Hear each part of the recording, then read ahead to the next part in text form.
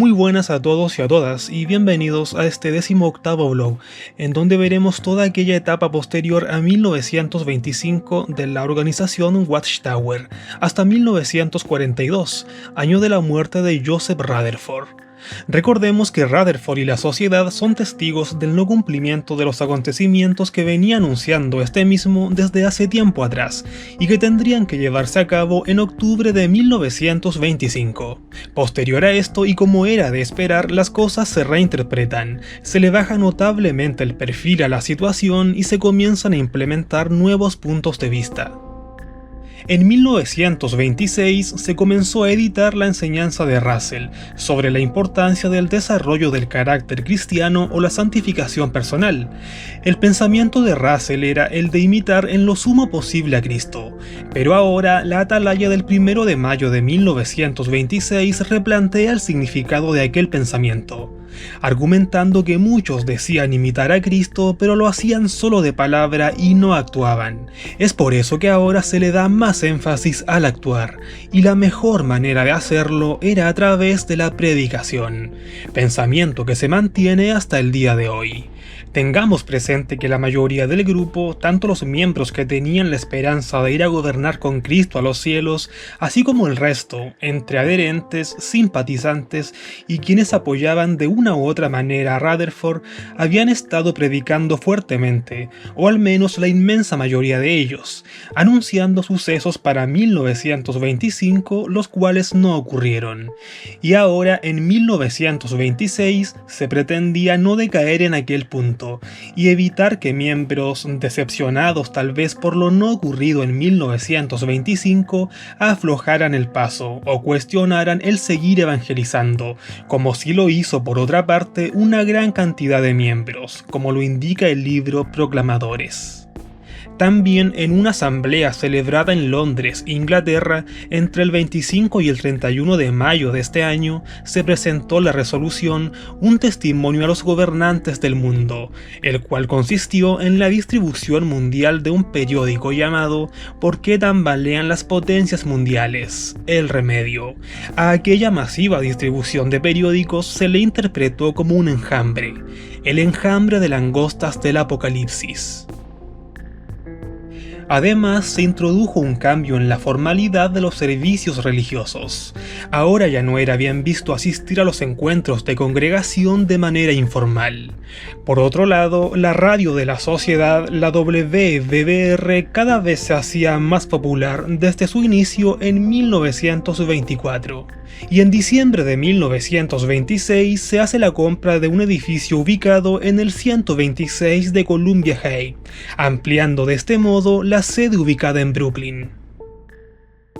A principios de 1927 se hace la compra de 3 edificios, desde el 122 al 126 en Columbia Heights, los cuales fueron demolidos y reconstruidos para alojamientos y oficinas ejecutivas, utilizando la dirección oficial de 124 Columbia Heights.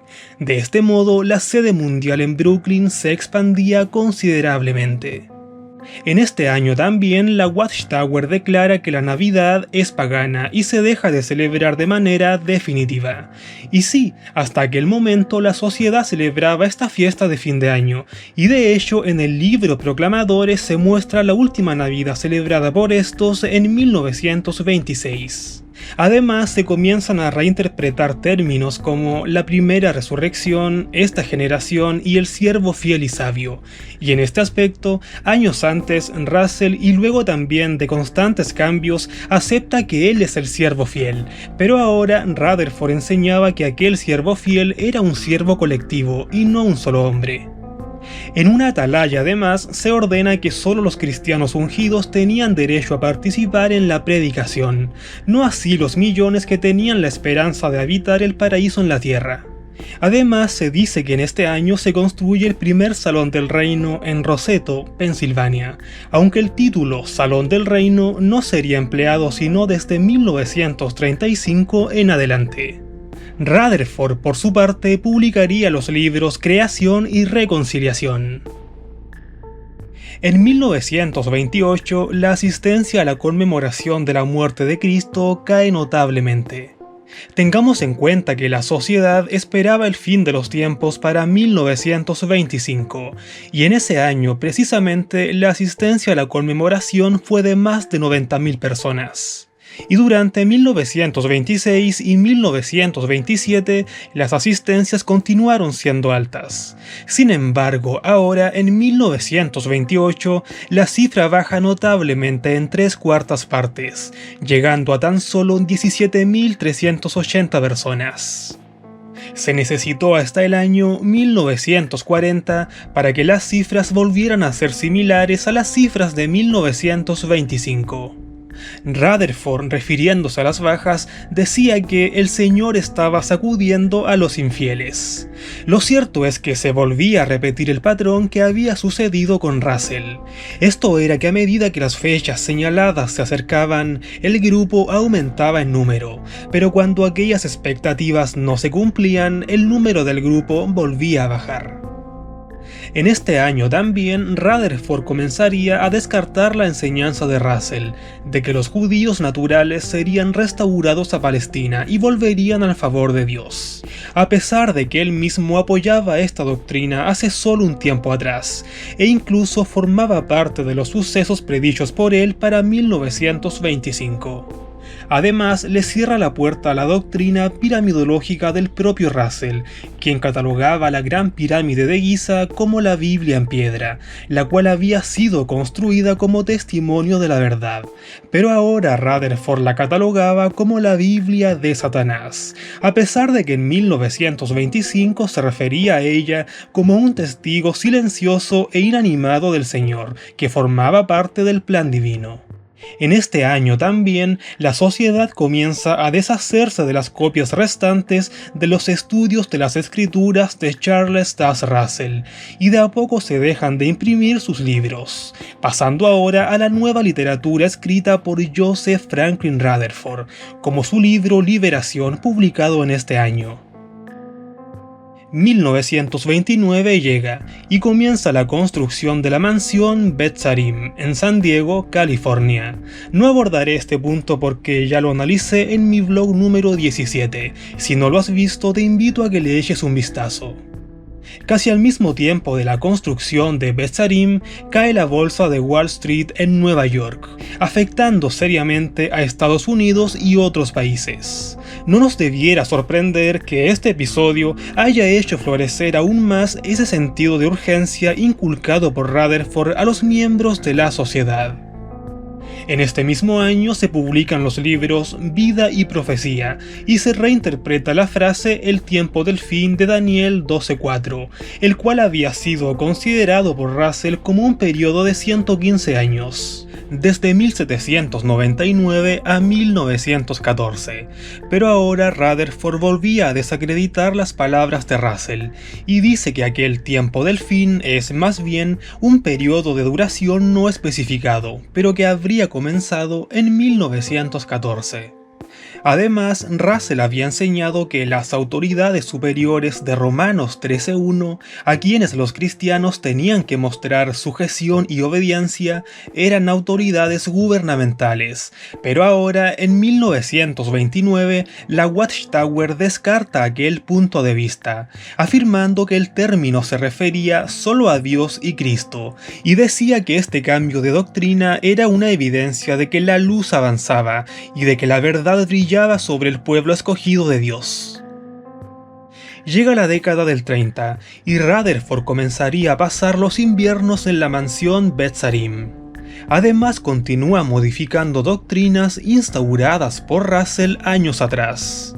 Russell había tomado la doctrina de Nelson Barbour, de que la segunda venida invisible de Cristo había sido en 1874, y esto se predicó para esperar 1914 y 1925.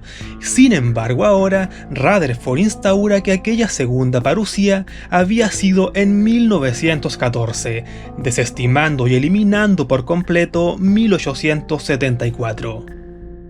Esta y otras doctrinas de Russell fueron modificadas luego de que en este año Rutherford reinterpretara todo el libro bíblico de Apocalipsis. De esta manera, estas reinterpretaciones reflejaron tanto un rechazo total de sus propios puntos de vista anteriores como también las interpretaciones históricas del propio Russell. Todo este proceso de constantes cambios doctrinales hace que varios miembros deserten al grupo. Sin embargo, esto era en parte compensado con el gran énfasis que Rutherford le dio a la predicación y al reclutamiento de nuevos miembros.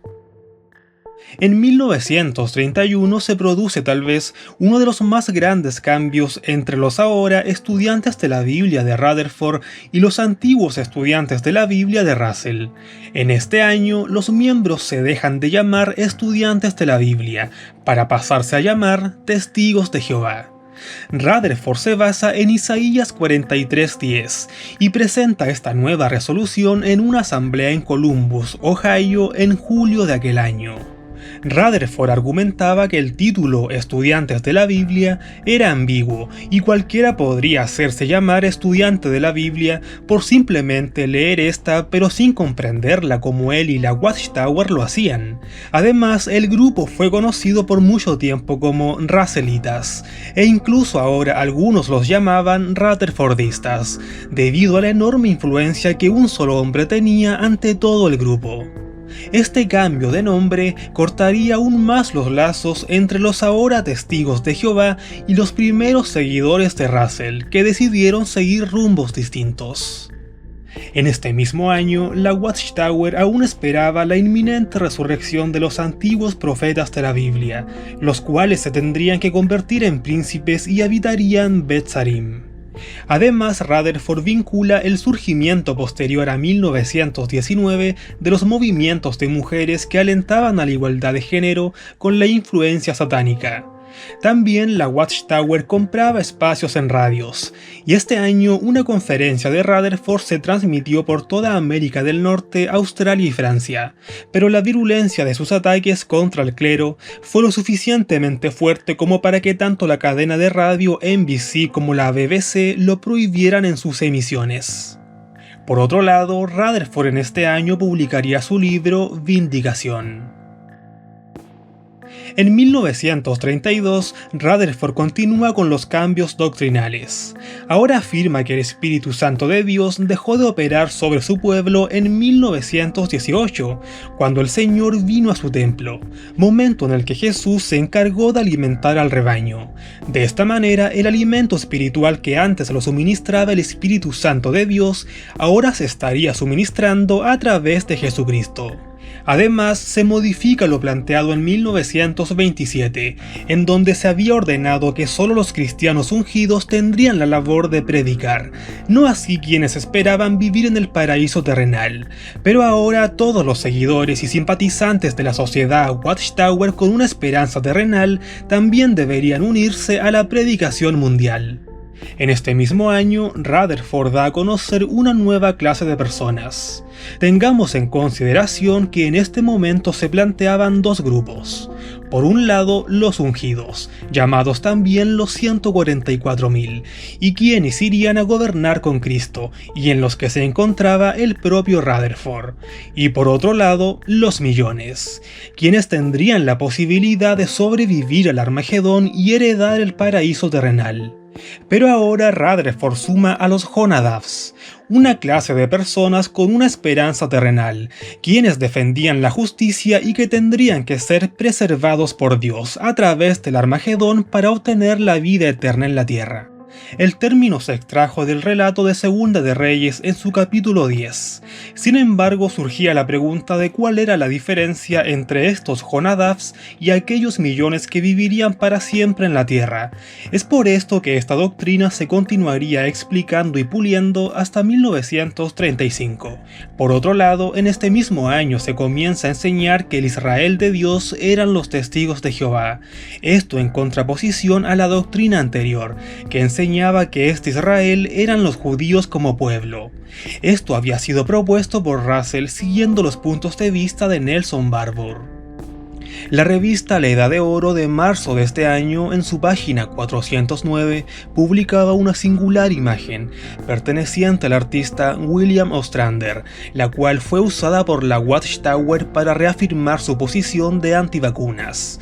La descripción de la imagen dice: por el dibujo en esta página y de hecho por todos los artículos en cuanto a las vacunas en esta edición, estamos agradecidos a William Ostrander, el famoso artista, un suscriptor de la revista The Golden Age y un cruzado por muchos años en cuanto a la libertad médica y la cordura médica. Parece ser que tiene una tremenda mala opinión del fetiche de las vacunas, pero es suficientemente abierto de mente para notar que tiene algunos admiradores, los cuales también muestra.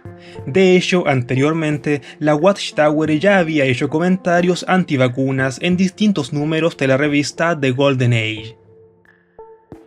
A principios de 1933, Adolf Hitler se convierte en el nuevo canciller de Alemania y de inmediato emite un decreto que permitía a la policía confiscar la literatura de las minorías religiosas del país. Y entre ellos estaban los ahora testigos de Jehová, bajo la consigna que estos estaban contribuyendo a la fragmentación ideológica del pueblo alemán. En junio de aquel año, Rutherford y su colaborador Nathan Knorr viajan a Alemania para intentar negociar las posibilidades de continuar la predicación en aquel país. Para esto organizaron una convención pública en Berlín, en donde se publicó una declaración de ellos, documento que tenía el propósito final de convencer a Hitler y a las autoridades alemanas de que los testigos de Jehová no eran una amenaza real para el país. Esta declaración fue traducida del inglés al alemán por Paul Balsereit, un superintendente de la sucursal de los Testigos de Jehová de Alemania. Una gran parte de aquellos testigos asistentes a la convención estuvo de acuerdo con la declaración, pero otro gran número se negó a aceptarla. Posterior a ello se harían copias de esta y serían distribuidas por todo el país, además de una copia ser enviada al mismísimo Adolf Hitler, acompañada de una carta de presentación, en donde Balsereit dijo que la IFSA, que eran las siglas de la Corporación de Estudiantes de la Biblia de Londres, no estaba en oposición al gobierno nacional del Reich alemán, muy por el contrario, y que además los objetivos y esfuerzos totalmente religiosos y apolíticos de los estudiantes de la Biblia o testigos de Jehová estaban completamente de acuerdo con las metas correspondientes del gobierno nacional alemán.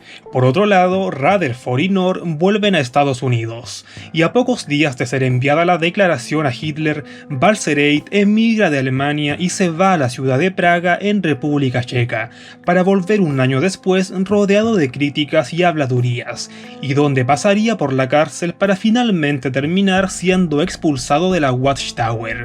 Rutherford, por otro lado, instaba a los testigos de Jehová de Alemania a no abandonar las actividades teocráticas, sea cual fuese el costo de esto.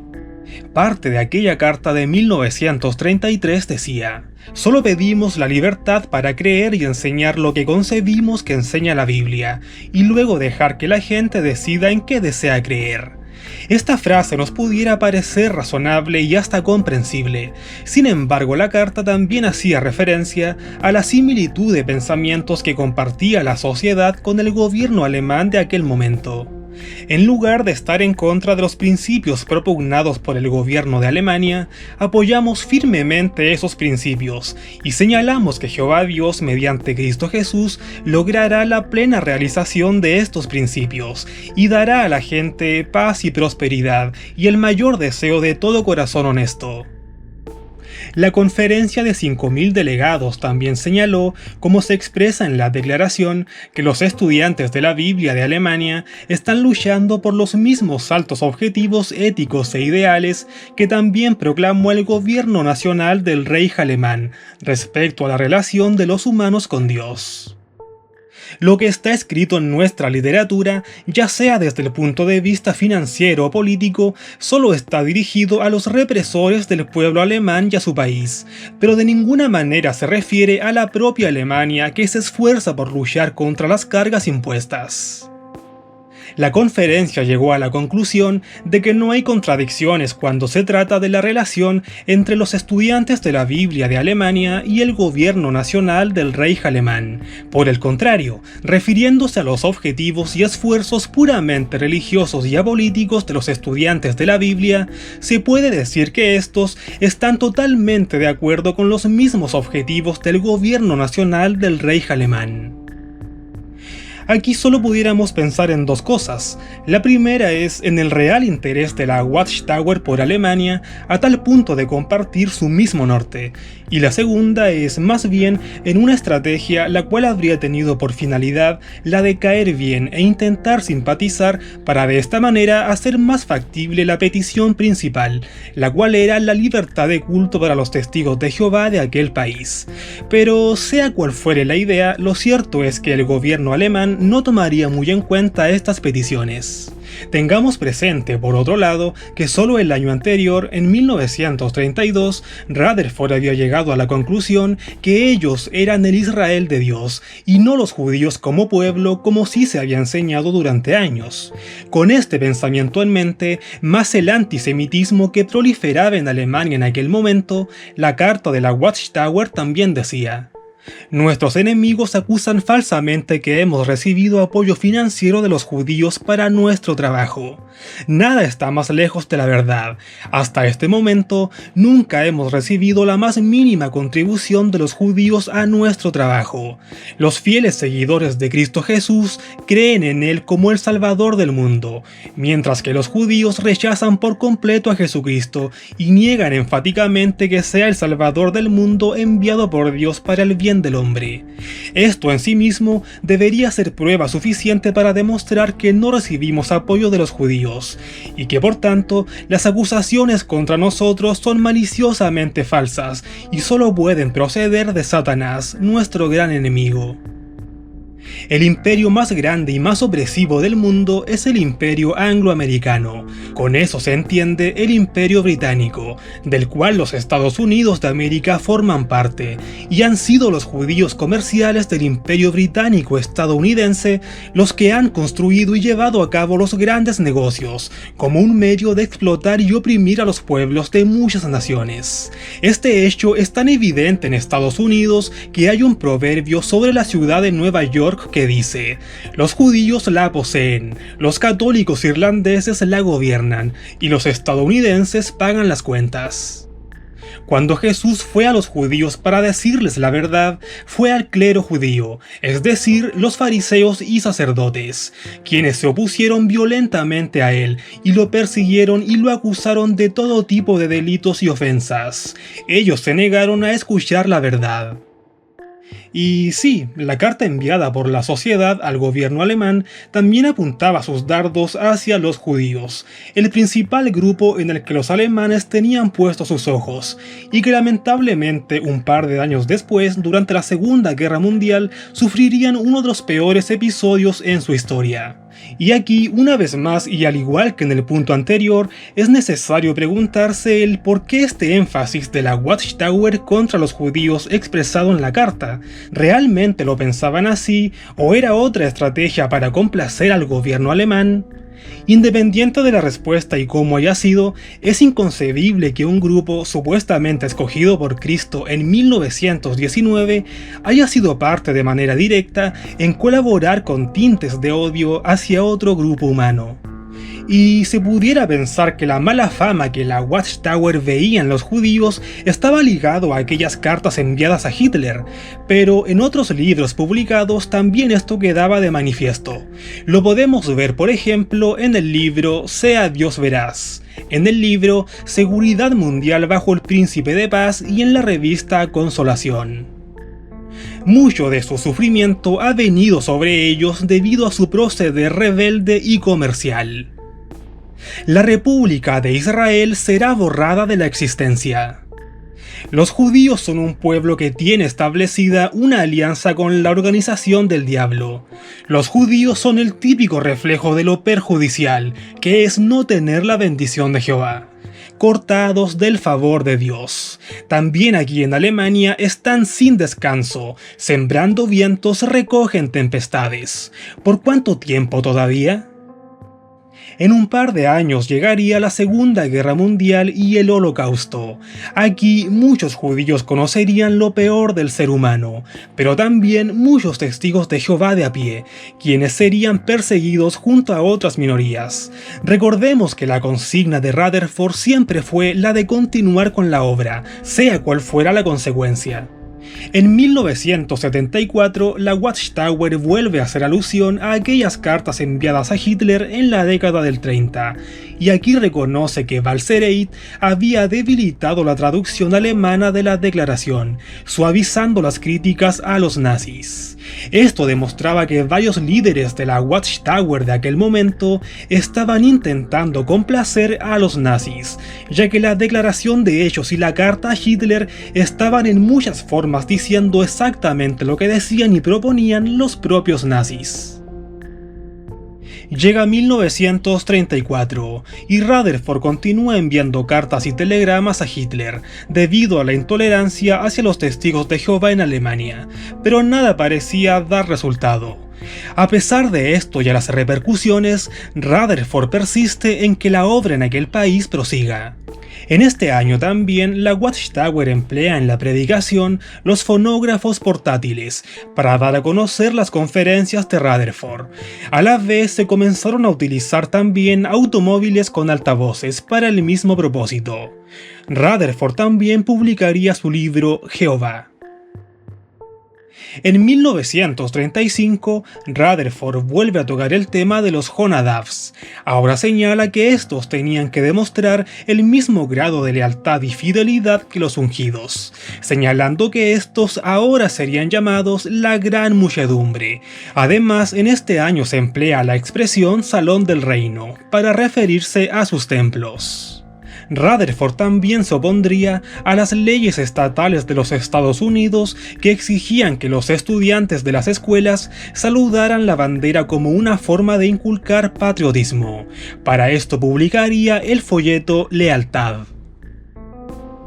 Llega 1936 y el 31 de enero de este año, Rutherford presenta el libro Riquezas. Aquí mostraba un nuevo punto de vista en cuanto a la cruz, indicando que Jesucristo no había sido ejecutado en ella, sino que en un madero de tormento. Y sí, anterior a 1936 la sociedad utilizaba la cruz, e incluso era presentada en la portada de la revista Zion Watchtower. Además, en este año los testigos de Jehová son proscritos en Alemania, lo que provocaría la persecución de estos en aquel país.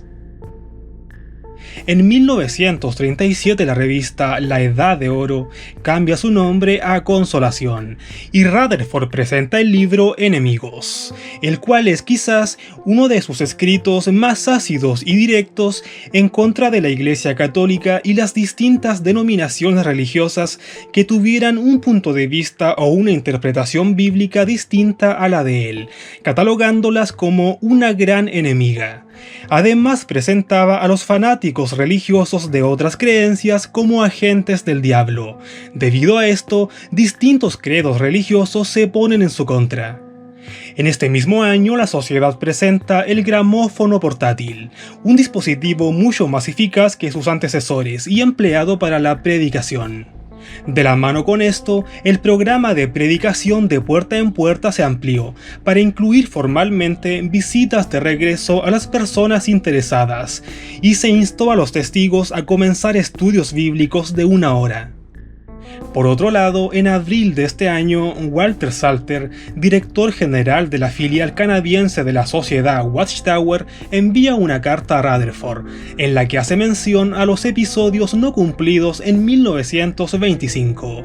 Pone en tela de juicio el que la Watchtower sea el único canal que el Señor esté utilizando para proporcionar alimento espiritual, y saca a la luz el hecho de que algunos años atrás, y bajo órdenes del propio Rutherford, él tenía la misión de comprar cajas de whisky, brandy, cervezas y otros licores, los cuales eran comprados por él en Canadá y posteriormente eran enviados al propio Rutherford en Estados Unidos.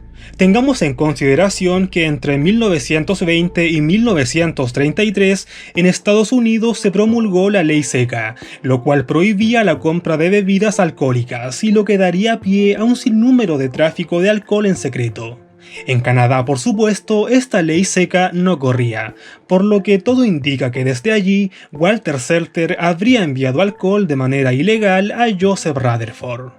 Además, un artículo refiriéndose a la prohibición de alcohol durante aquella época de la Atalaya del 1 de noviembre de 1924 declaraba nada más ni nada menos palabras de Rutherford diciendo: "La prohibición es un plan del diablo", haciendo alusión a que esta ley seca, al tener un trasfondo político detrás, estaría manejada por el diablo, y las decisiones tomadas, incluida esta ley seca, eran obra de Satanás. Rutherford incluso preguntaba: ¿puede algún cristiano creer por un momento que la prohibición como la vemos ahora es el resultado de la voluntad de Dios hecha en la tierra? Rutherford no estaba de acuerdo con la ley seca, y ahora, años después de aquellos episodios, Walter Seltzer sacaba a la luz el tráfico de alcohol hacia Rutherford durante aquel tiempo de prohibición. Evidentemente, luego de hablar estas cosas, Seltzer es expulsado de la sociedad. Esto fue llevado a cabo en una reunión celebrada en Toronto, Canadá. Lo curioso es que Seltzer, el demandado, no se encontraba presente allí. Además, y contraatacando, Rutherford acusaría a Seltzer de ser un trabajador descuidado, de intento de robo de dinero de la sociedad, de desobediencia y de adulterio. Pero Rutherford va un paso más allá, y en la Atalaya del 1 de mayo de 1937 declara que Seltzer posee una mente desequilibrada e influenciada por espíritus malignos. Cuando 1938 llegó, se publicaron dos discursos de Rutherford en formato de folleto: "Afronte los hechos" y "Llenen la tierra". En el folleto "Afronte los hechos" se recomendaba a los que heredarían la tierra a que esperaran en cuanto al matrimonio, y que los hijos no fueran concebidos en el ahora mundo del diablo, sino que lo fueran una vez estén en el paraíso, dentro de muy poco. Además, Rutherford en sus discursos comenzaría a catalogar a los líderes de las demás instituciones religiosas como pícaros que intentaban robarles la libertad a la gente honrada. Sin duda que estos dichos enfurecerían a los demás credos, y debido a esto se comenzaría a perseguir a varios testigos de Jehová de a pie en Europa, África y Asia. Además, se abolieron totalmente las elecciones independientes que se venían haciendo en distintos puestos y cargos desde hace años, y a partir de ahora los nombramientos comenzaron a ser hechos directamente desde la oficina central de la sociedad. Esta centralización fue denominada por Rutherford como teocracia. Esta denominación había aparecido por primera vez en 1928 en el libro Gobierno. La revista Consolación explicaba también: la teocracia es actualmente administrada por la sociedad Watchtower Bible and Tract, de la cual el juez Rutherford es el presidente y gerente general. De esta manera se reorganizaba y se establecía un liderazgo jerárquico dentro del grupo.